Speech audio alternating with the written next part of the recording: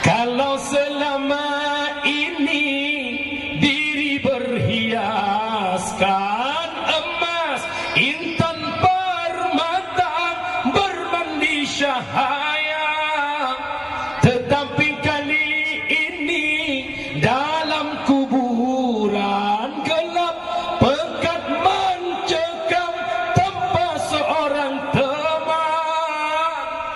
Terbujurlah sendirian diri terbungkus kain kafan, badan pun tak berharga.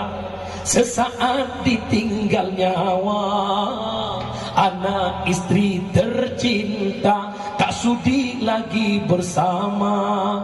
Secepatnya jasad dipendam, secepatnya jasad dipendam, selagi tak dibutuhkan.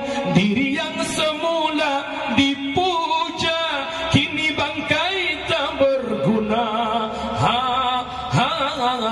Dari kasur yang empuk berpindah ke dalam kubur. Ya bukan.